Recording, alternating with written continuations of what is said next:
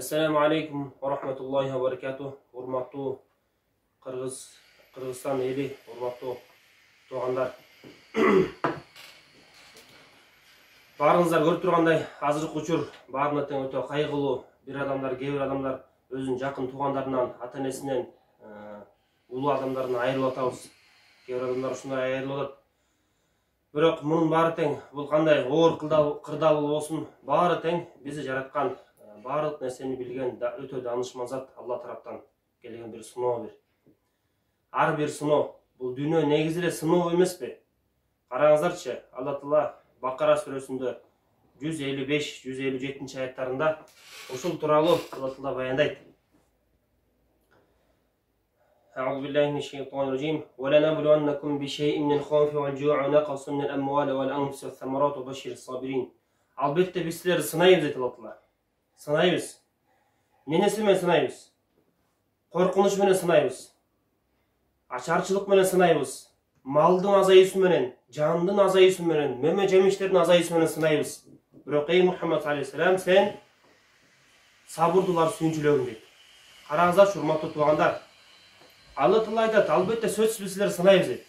Азыркы учурда коркунуч, бирөө оорубаса деле, бирок паникага алдырып, бизге качан жетет экен, анан эртең эмне болот экен, кандай болот экен деп, урматтуу туугандар, коркунуч калтырып жатат. Демек бул Алла тараптан келген сыноо бул. Алла ошентип сынап жатат. Канча адамдар аз караңыздар, бир ушул эпидемиянын себебинен, башка оорулардын себебинен бул дүйнөдөн көз жумуп жатат, урматтуу туугандар, караңыздар. Бирок мунун баары тең билип коелу, мунун баары тең сыноо. Алла Таала Бакара сүрөсүнүн дагы бир аятында айтат: Кутиба алейкумул киталу ва хува курхун лакум ва аса ан тухиббу шай'ан ва хува шаррун лакум ва аса ан такраху шай'ан ва хува хайрун лакум. Валлаху я'ламу ва антум ла та'ламун. Садақаллахул азим. Чындыгында силерге согуш, силерге жек көрүлгөн болсо дагы парыз кылынды. Кээ бир жек көрүлгөн нерселер бар, ал нерседе өтө көп жакшылык бар. Кээ бир жакшы көрүлгөн нерселер бар, ал нерседе өтө чоң, мүмкүн ал нерселерде өтө чоң жамандык бар дейт кайра. Караңыздар, урматтуу туугандар, жана аяттын уланысында Алла Таала билет, силер болсо билбейсиңер дейт. Бул аятта демек караңыздар, биз бул пандемия, бул ооруну кандай гана жаман көрбөйлү, бул сыноону кандай гана жактырбайлы, бирок караңыздар, Алла Таала айтат, кээ бир силер жаман көргөн нерселер бар, ал нерседе өтө көп чоң жакшылыктар бар. Жакшы көргөн кээ бир нерселер бар, анда чоң жамандык бар тескерисинче дейт. Чындыгында Алла билүүчү, силер билбейсиңер дейт.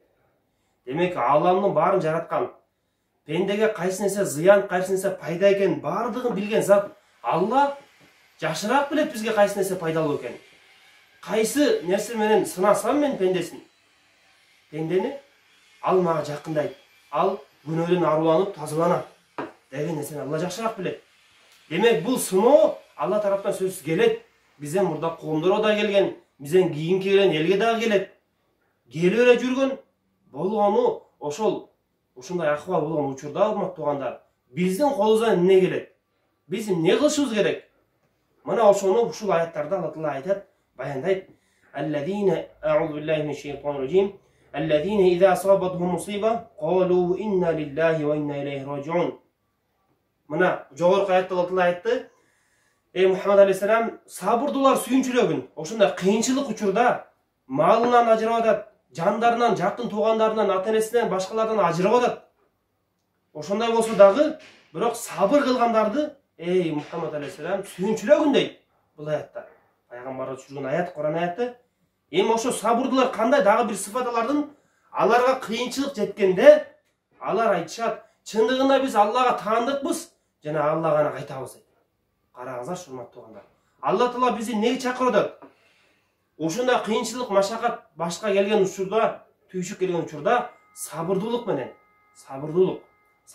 менен бул сыноonu өтүү, жана ошол учурда ушул сөздү айтуу, биз Аллага таандыкпыз, Аллага гана айтабыз. Жан жактан болобу, ар бир жан биз Аллага гана таандыкпыз. Биздин жандарыбыз да өздүк эмес, баардыгы Аллага таандык. Мен деп меники дейбиз го? Жок, мал дагы, айланабызда баардык курчап турган нерсебиз, баардык жакшылыгың бар, Алла тараптан келген жакшылык.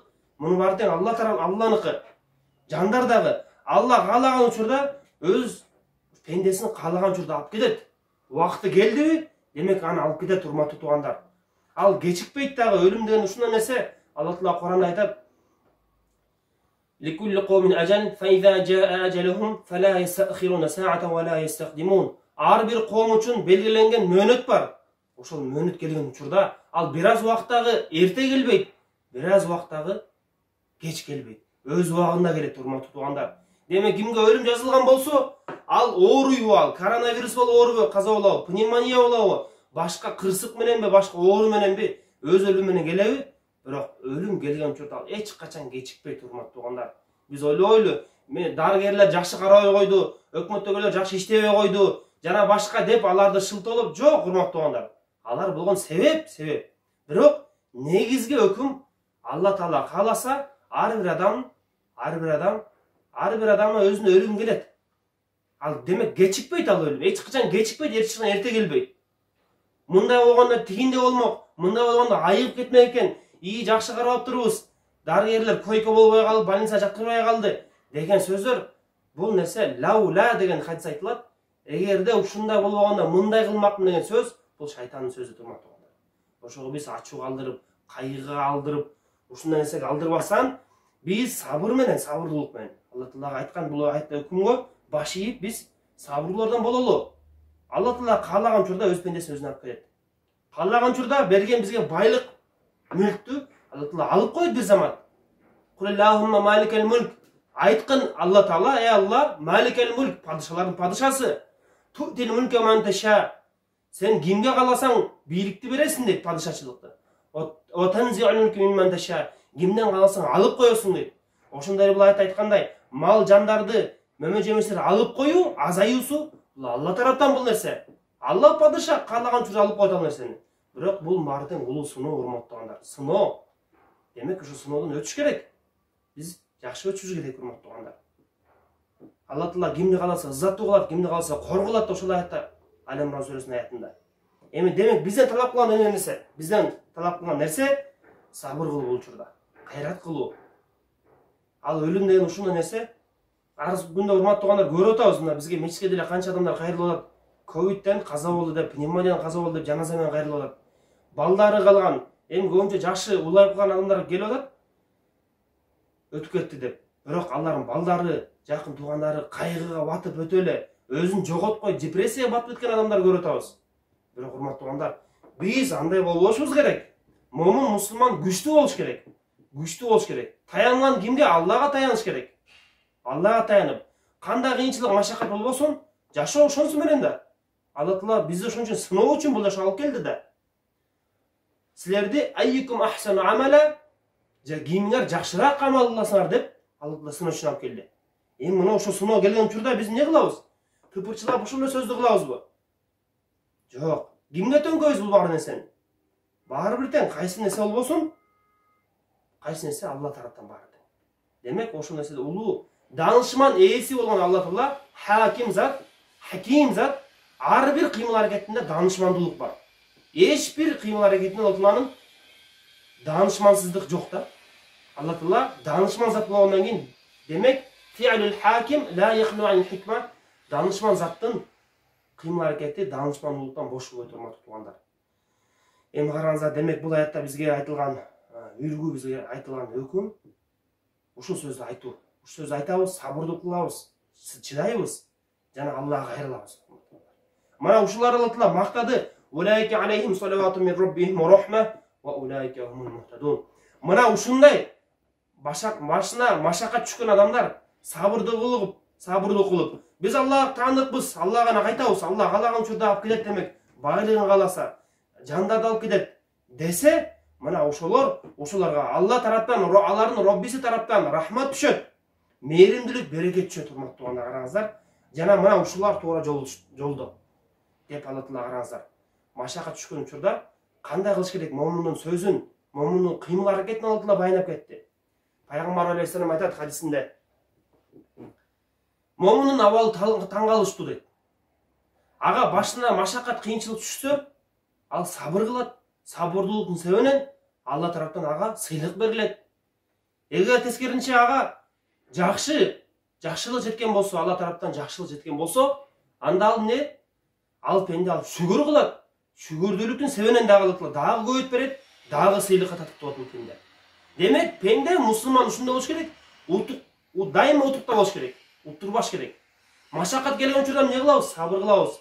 Аллага таянабыз, Аллага жалбарабыз, Аллага кайрылабыз. Себеби оору караңыздар, эки себептен берилет. Биринчиси адам баласын Алла Таала кечириш үчүн, бардык күнөрүн кечириш үчүн. Биринчиси, азыркы күндө көз жумган туугандар дагы шейит болуп кетип атат, караңыздар урматтуу туугандар. Шейиттин даражасына кетип атат. Оору менен себеби Алла Таала булардын баарын күнөөсүн кечирип атат, караңыздар. Бул эми кайгыга бата турган эмес. Жакын туугандардын айтып турган сөзүм, кайгыга батпасын, тескерисинче алар кайрат кылып, алар Алла Таала бул пенденин баардык күнөөрүн тазалап, өзүнө ошол бул адамды өзүнө ошондой абалда алып кетип атат. Биринчи жактан. Биринчи тараптан сүйүнүч кабар. Себеби ал иншалла бейишке кирет, ал пенде. Сөзсүз түрдө анын баардык күнөөрү кечирилип, шейит болгондон иншалла бейишке кирет. Экинчи нерсе, оору эмне себептен берилет? Экинчи, бул урматтуу туугандар, экинчи себеп ал адамдын даражасын көтөрүш үчүн. Пендени Алла Таала пендени өзүнө жакындатыш үчүн ага оору берет. Мүмкүн пенде бир амал аркылуу, жакшы иш аркылуу жете албайт бир даражага, бирок оору аркылуу жете алат. Алла Таала ошол оору аркылуу бул пендени ошол даражага жеткирет. Урматтуу туугандар, демек биз кайгыга батпайлы. Биз өзүбүздүн духубузду түшүрбөйлү, мындай айткандачы. Адам баласынын өзүнүн жанын түшүрбөсүн, маанайын түшүрбөсүн. Жок, тескерисинче. Биздин караңыздар азыркы учурдагы абалга биздин амалыбыз кандай нерсе? Бардык аспаптарды мисалы таштап коюп, эч бир мисалы медициналык масканы колдонбостон, антисептик жанагындай тазалык каражаттарды, аспаптарды колдонбостон жөн эле жүрүш, Алла гана сактайт деп жүрүш, эч бир нерсени колдонбостончу аспаптарды. Муну рахбаният деп коет, кечилдик дейт, урматтуу туугандар. Кечилдердин амалы ушундай. Бирок ислам дини андай ал нерсеге үндөбөйт. Экинчи нерсе, экинчи жол. Бир гана ошол аспаптарга эле таянып коюп, медициналык маскаларга, жанагы гигиеналык аспаптарга, тазалык аспаптарга ошолор менен колдонуп, ушул нерсе гана сактайт, антибиотиктер, дарылар гана дарылайт деп ушул эле аспаптарга таянып коюштук, ишенип ушуларга толук. Муну не дейт? Муну нафсаният дейт. Муну адам өзүнүн каалоосуна жаккан нерсе бул. Нафсаният ошондой жахилият, бул надандык, бул тескерисинче. Дагы бир нерсе надандыктар. Ислам дини кайсы жолго үндөйт? Үчүнчү нерсе ал эмне? Ихтият деген нерсеге үндөйт. Үчүнчү жолго үндөйт. Урматтуу туугандар, ислам үчүнчү жолго ихтият деген нерсеге үндөйт. Ал деген этиятчылыкка. Албетте биз Аллага таянабыз. Пайда зыян Алладан экенин билебиз. Оору, шифа баардыгы Алланын колунда. Алла кимге кааласа оору берет, кимге кааласа шифасын берет деген нерсе толук ишенебиз. Кимди кааласа Алла Таала оорутат, оорусун берет. Кимди каалабаса ал оорубайт эч качан. Ал ошолордун ошол жанагындай ачак болгон, эң коркунучтуу оорулардын арасында жүрсө дагычы, Алла каалабаса эч качан оорубайт. Тескерисинче өтө сактанып, тим эле үңкүргө кирип дегенде подвалына кирип үйүнөн чыкпай турган адамдагы Алла кааласа кайсыл бир себеп менен ага оору келип калат үйүнөчү. Ошо өзүнүн адамга келип калат. Демек, толук ишенч Аллага, биздин ислам жолу толук Аллага таянып, Аллага ишенип, Алладан үмүт этүү. Биринчи, экинчи бирок ихтият деп айттык го, ихтият жолу, этиятчылык. Ошо менен биргеликте биз бардык тазалык аспаптардын баарын колдонобуз.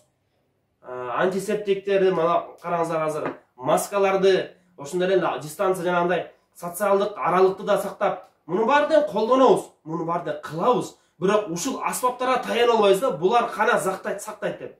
Булардан чындыгында эч кандай пайда жок, зыян да жок. Бирок сырткы себебин биз кылабыз. Ислам ушул нерсеге үндөйт.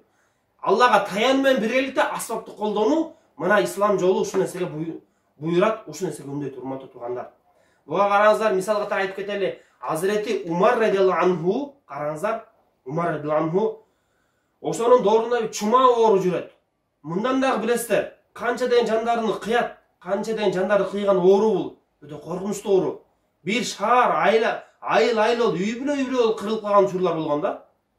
Бирок азыркыда паника болгон эмес. Азыркыда адам өзүнүн духун түшүрүп, мусулмандар өзүн жоготуп койгон эмес, урматтуу туугандар. Азыркы күндө бизге тилекке каршы ушундай абалга түшүп коюп атабыз. Сахабалар дордо да болгон, бирок алардын амалы караңыздар. Умар радиаллаху анху бир нече сахабалар менен бир шаарга сапар аттап жөнөгөндө, ага кабар жетет. Ал шаардын башчылары айтат, Амирул Муъминин момундардын башчысы Умар радиаллаху анху, сиз бияка келбеңиз, бул жерде ушундай чума деген оору жүрүп атат, бияка келбеңиз деп кабар жеткиргенде Умар радиаллаху анху ошо сахабалар менен кайра артка жөнөйт. Ошо шаарга кирбейт. Анан айрым адамдар айтат, Умар, сиз эмне Алланын тагдырынан качып атасызбы дейт. Алланын тагдырынан качып атасызбы? Мындайча айтканда, эгерде оор жазылса ооруйбуз, тагдыр жазылбаган болсо оорубайбыз го. Эмнеге коркуп биз кетип атабыз деген сөздө айтылганда, Умар айтат, мен Алланын бир тагдырынан экинчи тагдырына кайтып жатамын дейт. Алланын бир тагдырынан экинчи тагдырына кайтып жатамын. Мына караңыздар, ихтият кылган. Пайгамбарыбыз айткан, менден кийин эң кайсыл адам пайгамбар болот десе, Умар радиаллаху пайгамбар болот деп айткан. Анын ыйманы, бүткүл үммөттүн ыйманын бир таразага коюп, экинчи жакка Умар радиаллаху ыйманы койгондо басып кетет Абу Бакр радиаллаху башка. Басып кете турган адам ушундай кылып атат, этиятчылык кылып, Алланын тагдырынан башка бир тагдырына мен кайтып жатам деп айтып жатат, урматтуу туугандар. Караңыздар. Демек сахабалардын жашоосу, сахабалардын кыймыл аракети айткан сөз биз үчүн үлгү. Бизге окшогон жөнөкөй адамдар демек бул бардык асбаптарды колдонобуз, бирок алардын сахабалардын таянычы Аллага болгон, ошол сыяктуу биз дагы Аллага таянабыз, урматтуу туугандар. Ошондой эле дагы бир окуяны айтып кетсем, Пайгамбарыбыз алейхиссаламдын алдына бир сахаба келип, улоосун, байлабай туруп төөсүн. Пайгамбардын алдына кирет дагы, анан байлап кирдиңби деп сураганда, жок, байлабастан кирдим. Улоомду Аллага тапшырып койдум, Аллага тобокел кылдым деген сөз айтат. Пайгамбар айтат, сен байлап койгун, андан кийин Аллага тобокел кылгын дейт. Демек, Пайгамбарыбыз саллаллаху алейхи вассалам кыска сөз сүйлөгөн, бирок өтө терең маанилүү сөз сүйлөгөн, урматтуу туугандар. Ал деген эмне дегени? Эгерде караңыз, байлабай койгондо, мисалы улоосун байлабай койгондо, бул мажбур, аргасыз Аллага таянат. Алла жоголуп кетпесе экен, кетип калбаса экен деп. Бул мажбур, аргасыз Аллага таянуу, таваккал деп мындайча айтканда. Бирок байлап туруп, жипке таянбастан, жип кармап турат деп таянбастан Аллага таянса, Алла Таалага таваккал кылса, мына чыныгы таваккал ошол. Ошол сыяктуу эле ушул саарда, урматтуу туугандар, биз бул бардык жанагындай тазалык асбаптарга таянбастан, бирок кылабыз, кылып туруп, ушул асбаптар сактайт, ушул асбаптар оорудан алсыдат, айыктырат дебестен Аллага таянсак, мына момундун чыныгы таваккал, момундун Аллага таянуусу, урматтуу туугандар. Демек, сиздердин баарыңыздарды тең ушул жолго чакырамын, урматтуу туугандар. Бардык өкмөттөн биздин бийлик тараптан айтылган шарттардын баарын аткаралы, баш ийели, ушул гигиеналык жана тазалык асбаптарын баарын колдонолу, биз социалдык аралыктарды сактайлы. Ошо менен биргеликте, бирок урматтуу туугандар, биздин жүрөгүбүз тоо болуш керек. Момундун жүрөгү Алла Таалага алсыз момун жакпайт дейт, караңыздар. Алсыз момун караганда, хадис айтылат, алсыз момун караганда күчтүү момун Аллага сүйкүмдүүрөөк дейт. Эми күчтүү, сиз мейли күчүңүз мындай физикалык жактан күчүңүз жок болсо дагы, бирок кичине адамдын өзүнүн жанагындай эл жүрөктүгү болуш керек да бир аз. Туурабы? Жүрөгү жогору болуш керек, ал момунчу. Демек, биз ушундай күчтүү момун бололу. Аллага таяналы, этиятчылык кылып бардык асбаптарды колдонолу. Тескерисинче жанагындай өзү депрессияга батып калып, өзүнүн ойго батып калып, кыйынчылыкка батып калган, ойго батып калган адамдарга жардам берели, алардын мындайча алар духун көтөрөлү да, мындайча аларгачы жардам берели. Момун качан ушундай алсыз болчу эле? Качан ушундай шүмшүрөп ыйлап жатып калчу эле? Жок, мындан да кыйынчылык күндөр, кыйын күндөр өткөн, мындан кыйын оорулар өткөн. Бирок ошолордун баары тең момундар сабырдуулук менен Алла тараптан болгон жардам менен жеңишкен, урматтуу туугандар. Ошого Аллага үмүт кылалы, Аллага дуа кылалы, Аллага кайрылалы, урматтуу туугандар. Сиздерге айта турган сөзүм ушул. Жалпы элибизге Алла Таала, жерибизге, мусулман журтуна Алла Таала баарына тең толук шифа камил берсин, Алла Таала. Ар түрлүү бале кырсык, жаман сөз, жаман көздөрдөн Алла Таала сактасын баарын тең. Биздин элибизди, жерибизди, мусулман калктын баарына Алла Таала. Ушул нерсени сиздерге кылайын. Ассаламу алейкум ва рахматуллахи ва баракатух.